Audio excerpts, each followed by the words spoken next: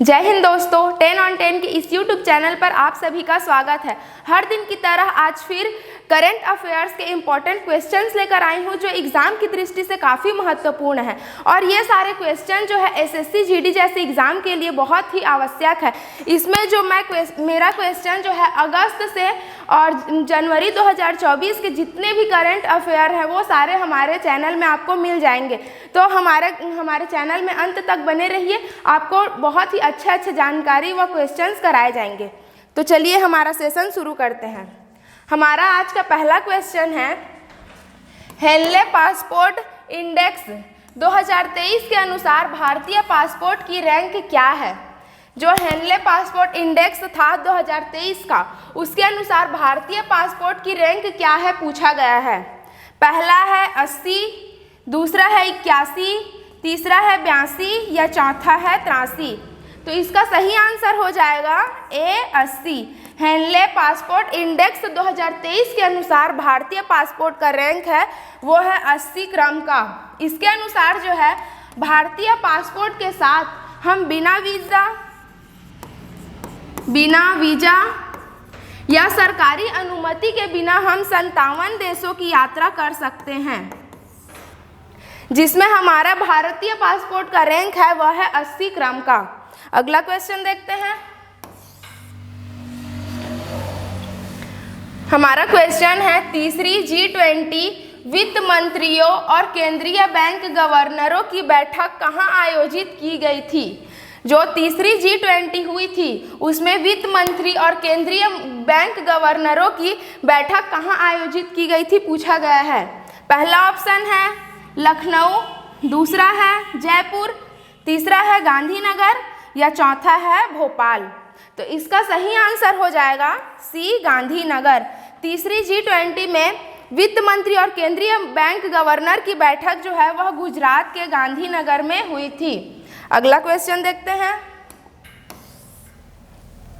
हमारा क्वेश्चन है, miss universe Netherlands जीतने वाली पहली ट्रांसजेंडर महिला कौन है। अब मिस यूनिवर्स जो नीदरलैंड जीतने वाली पहली ट्रांसजेंडर महिला कौन है पूछा गया है। पहला ऑप्शन है मधु सप्रे, दूसरा है रिक्की कोले, तीसरा है नंदिनी गुप्ता या चौथा है सीनी सेही। तो इसका सही आंसर हो जाएगा बी रिक्की कोले। रिक्की कोले जो है वह मिस यूनिवर्स नीदरलैंड जीतने वाली पहली ट्रांसजेंडर महिला थी। अगला क्वेश्चन देखते हैं। अर्बन 20 मेयरल शिखर सम्मेलन किस शहर में शुरू हुआ। अर्बन 20 का जो शिखर सम्मेलन था वह किस शहर में शुरू हुआ पूछा गया है। पहला ऑप्शन है बेंगलुरु, दूसरा है नई दिल्ली, तीसरा है हैदराबाद या चौथा है अहमदाबाद। तो इसका सही आंसर हो जाएगा डी अहमदाबाद। अर्बन 20 मेयरल शिखर सम्मेलन का शुरुआत जो है वह अहमदाबाद में हुई थी। अगला क्वेश्चन देखते हैं। कौन सा शहर तीसरी G20 संस्कृति कार्य समूह की बैठक की मेजबानी कर रहा है। जो तीसरी G20 संस्कृति कार्य की समूह में बैठक हुई थी उसकी मेजबानी कौन सा शहर कर रहा है पूछा गया है। पहला है हम्पी, दूसरा है जयपुर, तीसरा है पटना या चौथा है कुशीनगर। तो इसका सही आंसर हो जाएगा ए हम्पी। हम्पी जो है वह तीसरी G20 संस्कृति कार्य समूह की बैठक की मेजबानी कर रहा है। अगला क्वेश्चन देखते हैं। कौन सा राज्य भारत का पहला मत्स्य पालन अटल इंक्यूबेशन सेंटर स्थापित करेगा। पूछा गया है कि कौन सा राज्य है भारत का पहला मत्स्य पालन अटल इंक्यूबेशन सेंटर स्थापित करेगा। पहला ऑप्शन है केरल, दूसरा है तमिलनाडु, तीसरा है ओडिशा या चौथा है आंध्र प्रदेश। तो इसका सही आंसर हो जाएगा ए केरल। केरल जो है वह भारत का पहला मत्स्य पालन अटल इंक्यूबेशन सेंटर स्थापित करेगा। अगला क्वेश्चन देखते हैं।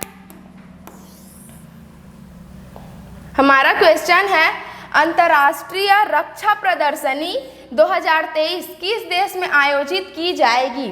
अंतर्राष्ट्रीय रक्षा प्रदर्शनी 2023 किस देश में आयोजित की जाएगी पूछा गया है। पहला है साउथ कोरिया, दूसरा है इंडिया, तीसरा है चाइना या चौथा है सिंगापुर। तो इसका सही आंसर हो जाएगा ए साउथ कोरिया। साउथ कोरिया जो है वह अंतर्राष्ट्रीय रक्षा प्रदर्शनी 2023 आयोजित की जाएगी साउथ कोरिया में। और साउथ कोरिया की जो राजधानी सियोल में, सियोल में ही जो है, जो साउथ कोरिया की राजधानी सियोल में है, वहीं अंतर्राष्ट्रीय रक्षा प्रदर्शनी आयोजित की जाएगी।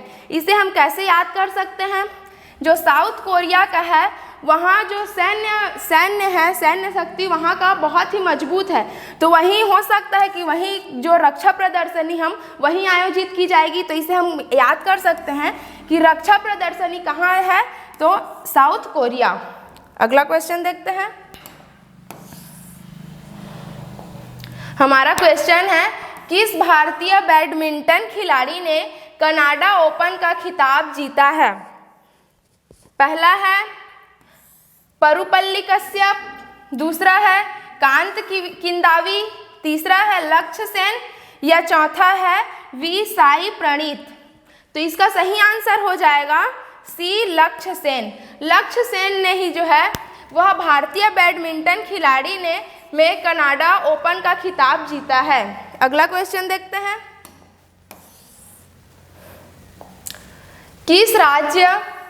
किस राज्य सरकार ने जगन्नाथ अम्मा वोडी योजना शुरू किया है? जो जगन्नाथ अम्मा वोडी योजना है उसे किस राज्य ने शुरू किया गया है पूछा है। पहला है त्रिपुरा, दूसरा है पश्चिम बंगाल, तीसरा है असम या चौथा है आंध्र प्रदेश। तो इसका सही आंसर हो जाएगा डी आंध्र प्रदेश। आंध्र प्रदेश ने ही जो है जगन्नाथ अम्मा वोडी योजना शुरू किया गया है। इसका जो लक्ष्य है यह क्या है उसे जान लेते हैं। जगन्नाथ अम्मा वोडी योजना, अम्मा से देखकर हमें ऐसा लगता है कि यह माँ से ही रिलेटेड होगा, माँ से। तो इसका जो मुख्य उद्देश्य है वह है जितने भी जो गरीबी रेखा से नीचे माता है उनको अपने बच्चे के लिए उचित शिक्षा के लिए वित्तीय सुविधा प्राप्त कराना। माँओं को वित्तीय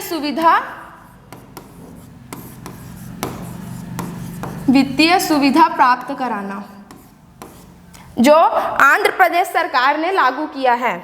अगला क्वेश्चन देखते हैं।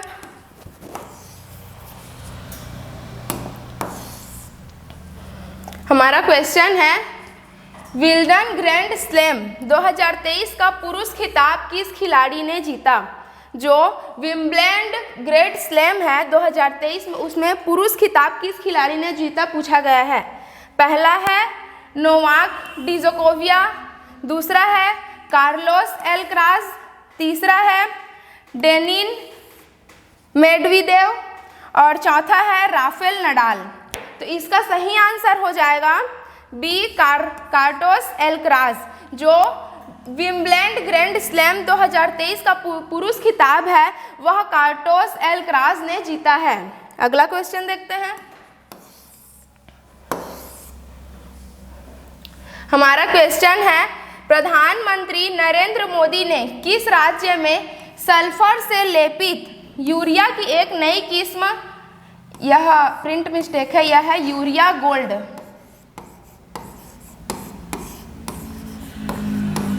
यूरिया गोल्ड लॉन्च की है। पूछा गया है कि प्रधानमंत्री नरेंद्र मोदी ने किस राज्य में सल्फर से लेपित यूरिया की एक नई किस्म यूरिया गोल्ड लॉन्च की है। हमारा ऑप्शन है उत्तर प्रदेश, दूसरा है गुजरात, तीसरा है राजस्थान या चौथा है महाराष्ट्र। तो इसका सही आंसर हो जाएगा सी राजस्थान। राजस्थान जो है, राजस्थान में सल्फर से लेपित यूरिया की एक नई किस्म यूरिया गोल्ड लॉन्च की है। इसका मतलब होता है कि हम जो नाइट्रोजन है, नाइट्रोजन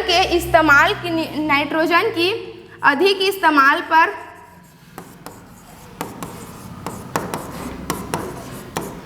की जो क्षमता है उसमें बढ़ाना, क्षमता को बढ़ाना, और जो यूरिया है उसकी खपत कम करना।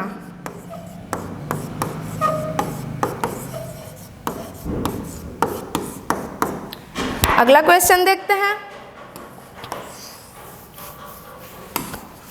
हमारा क्वेश्चन है, हाल ही में राष्ट्रीय बहुआयामी गरीबी सूचकांक किसने जारी किया है? जो राष्ट्रीय बहुआयामी गरीबी सूचकांक है उसे किसने जारी किया है पूछा गया है।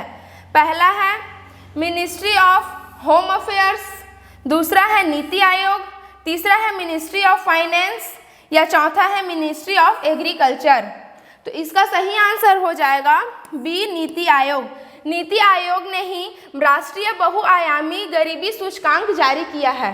हम जान लेते हैं यह नीति आयोग होता क्या है। नीति आयोग जो है इसकी स्थापना 1 जनवरी 2015 को हुई थी। इससे पहले एक योजना आयोग था।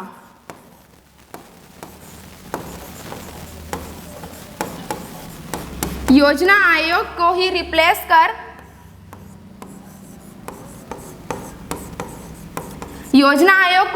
कर नीति आयोग लाया गया था। और यह जो है एक थिंक टैंक के रूप में कार्य करता है। नीति आयोग थिंक टैंक के रूप में कार्य करता है। इसका मतलब होता है कि किसी भी मुद्दे पर जो नीति आयोग है वह अपना विचार दे सकता है। अगला क्वेश्चन देखते हैं। विश्व चॉकलेट दिवस प्रत्येक वर्ष किस दिन मनाया जाता है? पूछा गया है कि विश्व चॉकलेट दिवस प्रत्येक वर्ष किस दिन मनाया जाता है। पहला ऑप्शन है 9 जुलाई, दूसरा है 8 जुलाई, तीसरा है 5 जुलाई, या चौथा है 7 जुलाई। ये वो चॉकलेट दिवस नहीं है जिसे हम फरवरी में एक वीकेंड के रूप में मनाते हैं। इसे विश्व चॉकलेट दिवस पूछा गया है। तो इसका आंसर हो जाएगा डी, 7 जुलाई। 7 जुलाई को जो है विश्व चॉकलेट दिवस मनाया जाता है। अगला क्वेश्चन देखते हैं। विश्व क्रिकेट में लगातार 100 टेस्ट खेलने वाले पहले गेंदबाज कौन बन गए हैं? क्वेश्चन है हमारा, विश्व क्रिकेट में लगातार 100 टेस्ट खेलने वाले पहले गेंदबाज कौन बन गए हैं? ऑप्शन है पैट कमिंस, दूसरा है राशिद खान, तीसरा है रविचंद्रन अश्विन, या चौथा है नाथन लियोन।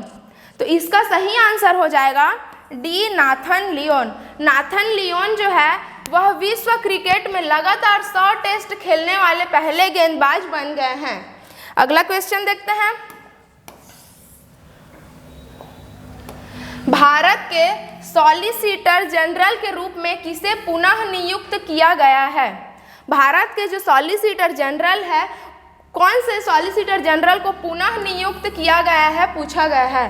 पहला है अतोक सिन्हा, दूसरा है कपिल सिब्बत, तीसरा है नुरागपुरी, या चौथा है तुषार मेहता। तो इसका सही आंसर हो जाएगा डी, तुषार मेहता। तुषार मेहता को जो है वह पुनः सॉलिसिटर जनरल के लिए नियुक्त किया गया है। अगला क्वेश्चन देखते हैं।